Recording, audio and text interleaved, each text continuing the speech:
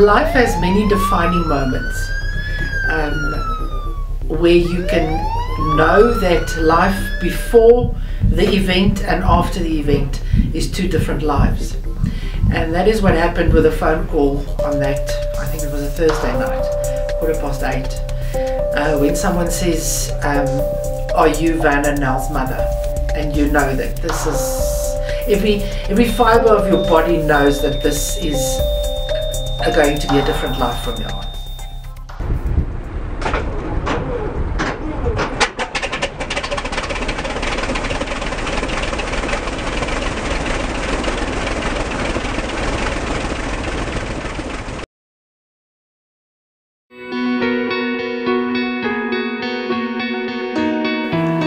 As a kid, I grew up with aviation. My dad was a pilot. He flew for South African Airways, and he started a flying school when he was younger called Pretoria Flying School. My mom immediately started the business with him and got into it. So for me, my younger days, my brother and I actually grew up on Wonderboom Airport, seeing airplanes every day, seeing pilots flying. Naturally, I knew deep inside that I'm going to do this actually one day. And when my dad passed away in 2006, he was involved in a serious flying accident in Congo. Since then, my mom had to run Pretoria Flying School alone.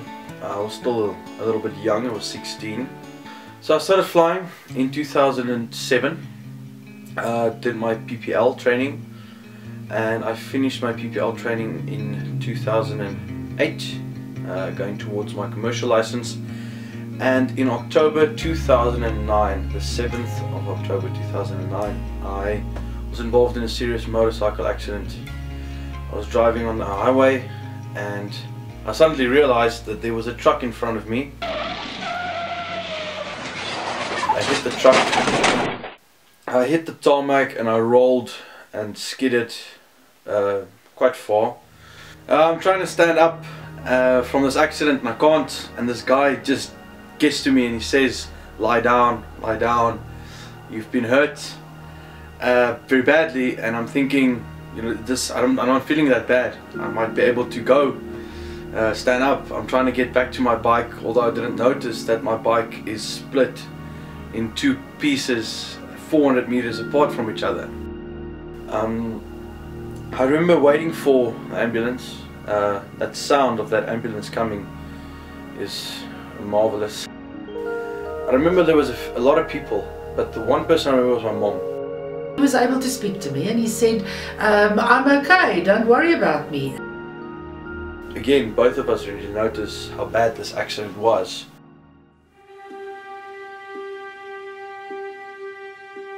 And eventually, at 5 o'clock the next morning, now this accident happened at 8:15 the previous evening. 5 o'clock the next morning, the doctor came out. And immediately I saw on his face that he was not a happy man. And he said to me, your son is very, very ill. And the word ill also threw me, because how could he be ill? He's got a broken leg. You're not ill if you have a broken leg. And I said, what do you mean he's ill? What's wrong with him? And that's when he told me the whole story and informed me actually of what was going on. So much so that Werner had virtually completely bled out, and they had to replace all his blood. His heart stopped, and of course this leg was terribly mangled. And 12 o'clock the next morning, I was called aside by the vascular surgeon, who then said to me that they have to amputate. He will definitely die if they don't amputate his leg.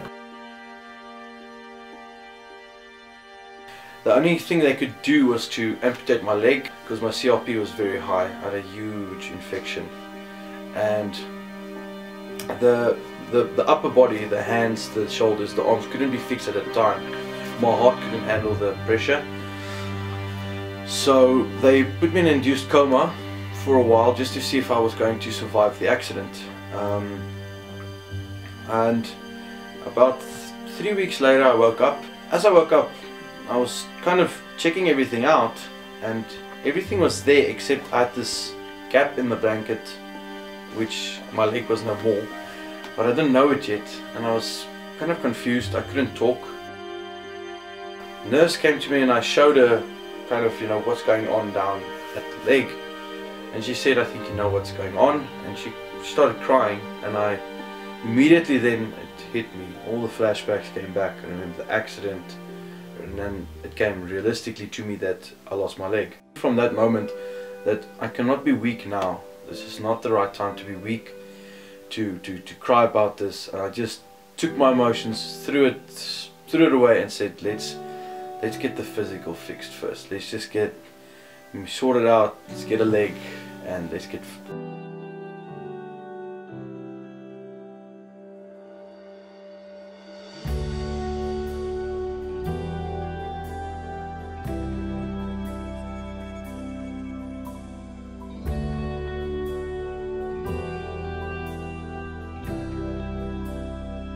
And one day he just said to me, I need you to know one thing.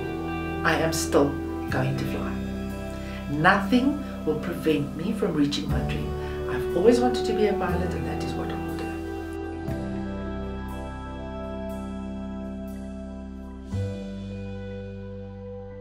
I told my friends, my family, my mom, everybody, don't feel sorry for me, because that's just going to bring me down. Treat me normal, give me trouble when I need to be. Don't walk slower for me, walk fast. I have to catch up. That is the game. I have to get back into life. When we started walking with the prosthetic the first time, I started walking with Mr. Jan Snyders. He's the man who still builds my legs, and he's still helping me towards the future of inventing this flying leg. Walking was tough in the beginning, but it was wonderful. The first day you walk is amazing. You feel that sense of you getting back to life. Walking the first time, I walked a normal path that takes you 2 minutes to walk, took me 15 minutes, but I was determined to walk without crutches.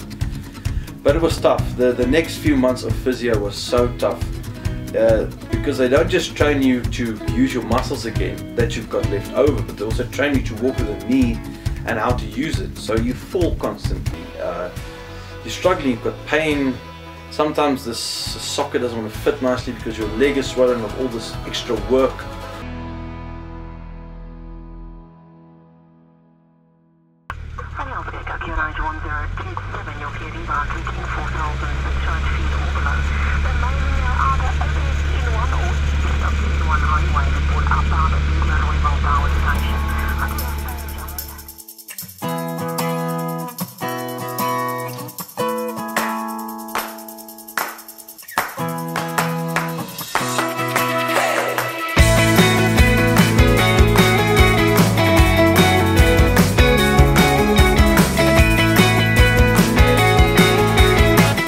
There's no better feeling in the world, or no better therapy for me than just looking outside the window of an aeroplane and seeing the amazing world that we live in, and the scenery and the amazing creation that is this world.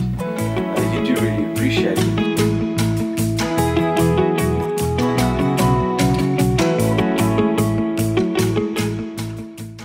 Getting back into the airplane was amazing. The first time, getting into that feeling of we're going to do this is going to actually happen. That was amazing. Really knowing that this actually can be done. It's not just a dream, but flying with one leg is actually a possibility. Getting that positivity back, getting that feeling of we're going to accomplish something new, great, scary. The rush of flying the first time with a new prosthetic is insane.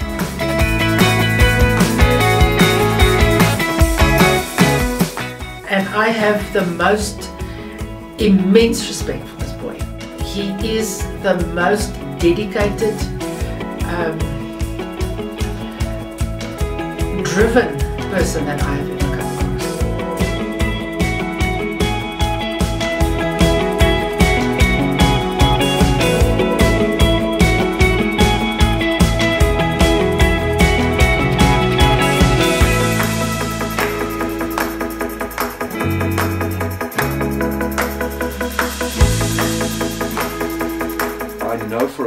if I did quit flying in that, after this accident, I would have hated myself. I would have been disappointed with myself, always knowing that I never pushed the limits. I love a challenge. I love having that feeling of this is going to be tough, it's going to be a lot of work. You have to always get better and better at it, and once you get to that point of knowing you're busy succeeding, I don't like to stop. I want to succeed even more, because flying is a passion. It really is. Flying, I don't want to become rich. I don't want to have a lot of money because I fly. I just want to have the biggest adventure of my life.